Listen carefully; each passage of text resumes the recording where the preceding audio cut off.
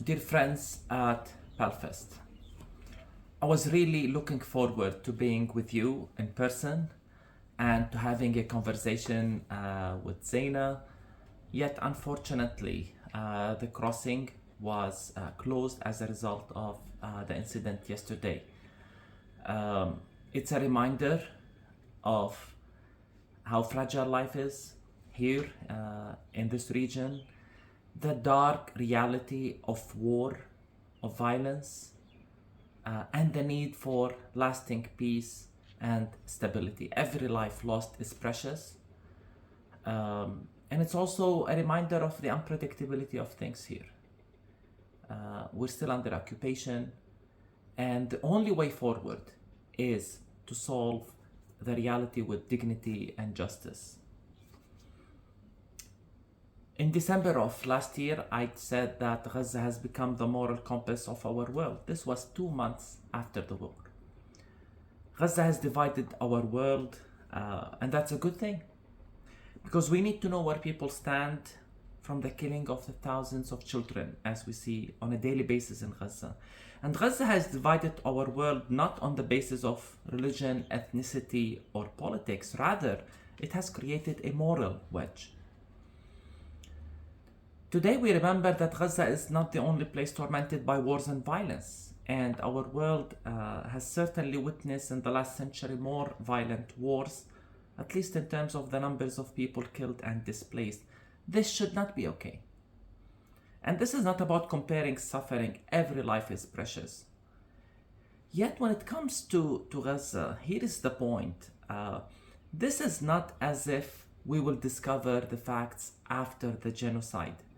It was not as if the horrors will be discovered later. Because the sad reality is the world has gotten used to the brutal images of children killed in Gaza. And day after day, we see these images. The dehumanization and devaluing of people's lives unfolded in a very public manner. Friends, we should not get used to violence. We should not get used to children dying in war zones. It is not as if this is an inevitable part of life. We must remind decision maker that this is not okay. And unfortunately, the culture of might is still dominating our world. Even racism and ideologies of supremacy still dominate our world. We have not learned. This is why the mobilization of people in the streets, places of worship, universities, festivals, everywhere is important, because these grassroots movements have become a source of hope in a world that seems to have gotten used and is okay with violence and the death of children. Friends, never again are the two words that are often repeated as a response of what should be our response when humanity faces wars of genocide and termination. And we can think of several examples. Me, myself, I've been to, for example, Auschwitz. I've seen the horrors. I was shaking to my core. And we were told never again. However, for us as Palestinians, never again is just a slogan that politicians repeat with no real intent. If the empires of our world, including the superpowers of today, designate certain people as dispensable and that their extermination serves the interest of the empire, then never again has become yet again. And when it comes to Palestine and the creation of Israel as a redemption of the horrors of the Holocaust, never again against the Jews cannot be achieved by committing horrors towards Palestinians.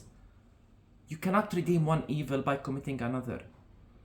It is not genuine when you say never again, yet allow the displacement of millions in Sudan, in China, and now in Gaza. Never again should mean never again to all peoples. Our world has not learned. There are millions of people who are deemed dispensable. Our world has not learned, and we must be outraged by this. One of the principles that have guided my life is the principle of holy anger. A friend of mine, before my ordination as a pastor, sent me a prayer, a Franciscan blessing that says these words: "May God bless you with anger at injustice, oppression, and exploitation of people, so that you may work for justice, freedom, and peace." May God bless you with tears to shed for those who suffer pain, rejection, hunger, and war, so that you may reach out your hand to comfort them and to turn their pain to joy.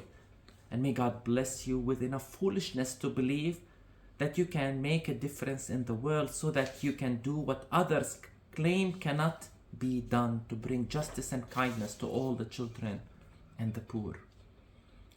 Anger can be a blessing. We need this in our world today. We need tears, because tears can be a blessing. So can foolishness to think that we can make a difference through our grassroots mobilizations. We cannot continue to ignore what is happening. And to do so, we must speak truth to power. And maybe no other place where this concept of speaking truth to power is true more than in Palestine today, because for too long, the Zionists with their Western allies framed the reality in Palestine as a conflict. Even worse, a religious conflict. This gave the impression that we are dealing with two equal entities fighting over a dispute. It could be a dispute about religious ideologies, history, or territory. And for too long, the Western world lectured us on peace, tolerance, and reconciliation. We were told we have to accept the other side's narrative, and so on. We were challenged as Palestinians to give room in our discourse for the Israeli narrative and side of the story. And actually, we were considered radicals for not teaching about Israel and acknowledging their presence in our discourse, when in fact it was Israel that continues in practice on the ground to eliminate us, not to acknowledge us, literally eliminating us from existing in our land. Throughout, colonialism was normalized. Ethnic cleansing is deemed a natural consequence of unfortunate wars. This is what we were told. Apartheid is considered a conflict. And now a genocide was declared to be self-defense. And throughout, it was always our fault as Palestinians for not accepting the compromises of our colonizers. We have been trying to solve a conflict when in fact there is no conflict in Palestine, and there is certainly no religious conflict in Palestine. What we have is apartheid, is colonialism, is a reality of Jewish supremacy from the river to the sea. And what is being committed in Gaza right now is a genocide.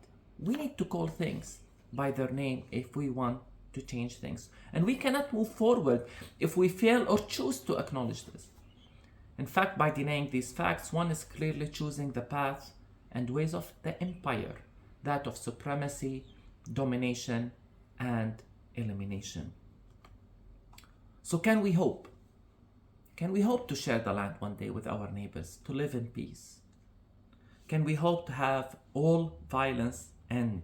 Can we talk about hope when millions lost their homes, when there are settler attacks that are on the rise, when people are being displaced, when there is a genocide? Can we hope when Arab leaders watch and do nothing to stop the bloodshed? How can we hope when ideologies of supremacy and exclusion dominate our world? Can we hope after 76 years of an ongoing Nakba? Hope or survival?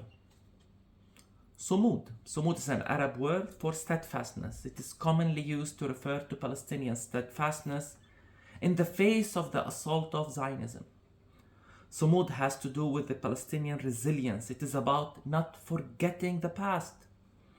It is about not giving in. It is about rootedness in the land that can be shaken but never be uprooted.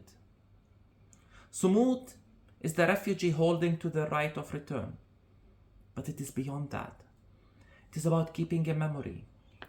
When a Nakba survivor from 1948 wears the Palestinian thobe, the traditional dress of the village, and always naming the village of her parents, grandparents as their place of origin, this gives me hope. Years after the Nakba began and after the Gaza genocide, we will not give up our hope and desire to live in dignity in our land. Hope and steadfastness and sumud go hand in hand.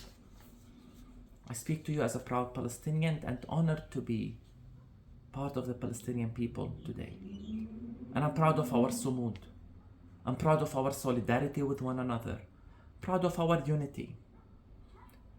In Christmas, I said we will be okay and that we will recover.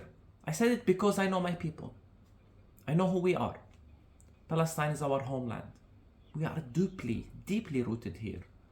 And even for those Palestinians, many of us watching here, exiled around the world, Palestine lives in them. And I know this because I've seen it. And I also say this because I know who God is. I am a man of faith. We cannot and will not lose our faith in a just and good God. As a follower of Jesus, I'm always reminded of this. And we cannot and will not lose our faith in the God of the resurrection. We will be satisfied. Righteousness will be achieved. We will recover. Thank you.